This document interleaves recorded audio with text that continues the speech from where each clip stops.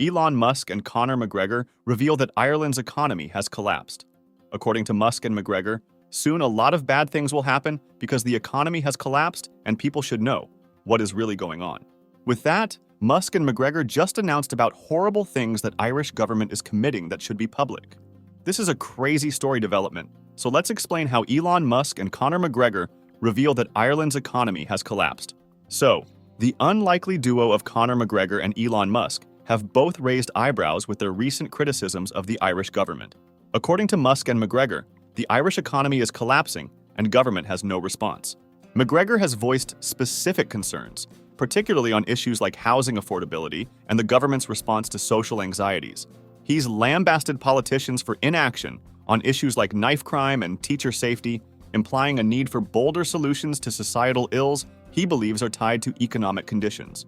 Meanwhile, Musk agrees with McGregor and suggests that something needs to be done fast. Elon further stoked the flames by claiming Irish Prime Minister Leo Varadkar hates the Irish people, and that's why Ireland's economy is collapsing. So, why Ireland's economy is collapsing? Well, there are a lot of problems that the Irish economy is struggling with, and currently the most important problem in this regard is the housing crisis. The labor housing crisis in Ireland, a significant facet of the broader housing crisis, has been particularly impactful on the workforce, both domestic and migrant. This crisis is characterized by a severe shortage of affordable housing options for workers, which has been exacerbated by the rapid economic growth and an influx of multinational corporations, especially in tech and pharmaceutical sectors. The root causes of this labor housing crisis are multifaceted. High demand for housing in urban and suburban areas, coupled with insufficient construction of new homes, has led to a steep increase in both house prices and rents. This situation is further compounded by the lingering effects of the 2008 financial crisis, which drastically slowed down housing construction and has left a lasting deficit in affordable housing stock. Additionally, the attractiveness of Ireland as a European base for many corporations has led to an influx of foreign workers, putting additional pressure on the already strained housing market. The consequences of the labor housing crisis in Ireland are profound and far-reaching. For workers, especially those on lower incomes, the crisis has led to increased financial strain, with a significant portion of wages being spent on rent or mortgages, often for substandard living conditions. This has also contributed to longer commute times, as workers are forced to live further away from their places of employment. The crisis has had broader economic implications as well. The lack of affordable housing is becoming a deterrent for skilled workers considering moving to Ireland and is causing difficulties for companies in attracting and retaining talent. This situation potentially threatens Ireland's economic growth and its status as an attractive destination for international business. Moreover, the crisis has intensified social inequalities and has become a critical issue in Irish politics, with increasing public demand for effective government intervention to increase the supply of affordable housing and implement policies that ensure housing accessibility for all workers. Furthermore, there is a significant labor market problem.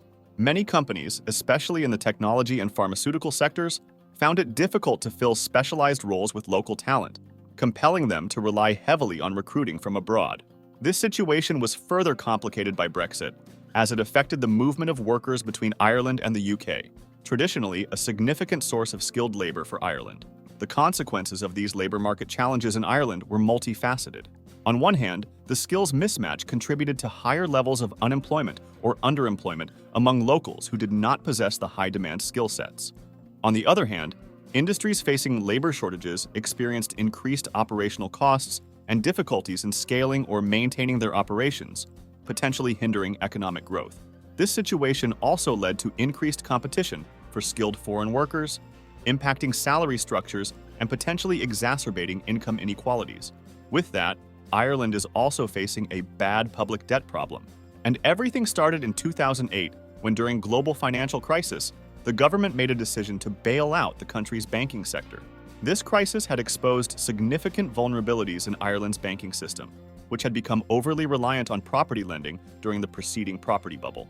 When the bubble burst, it left banks with massive bad debts, threatening the entire financial system. The Irish government's response was to guarantee the liabilities of the 6 major Irish banks, a move that effectively nationalized the bank's debts. This decision led to a dramatic increase in public debt, as the government borrowed heavily to fund the bailout and stabilize the banking system. Additionally, the economic downturn that followed the crisis led to reduced tax revenues and increased welfare spending, further exacerbating the debt situation. The consequences of this surge in public debt were profound and long-lasting for Ireland. To manage and reduce the debt, the government implemented a series of austerity measures, including tax increases and significant cuts in public spending. These measures, while successful in stabilizing the economy and regaining access to international bond markets, had widespread social impacts. Public services, particularly in health and education, faced budget constraints, affecting the quality and accessibility of these services. The austerity measures also led to increased unemployment and emigration, particularly among the youth, as people left in search of better opportunities abroad. Additionally, Musk is against the Irish government's new hate speech laws, claiming they're too limiting and could suppress free speech.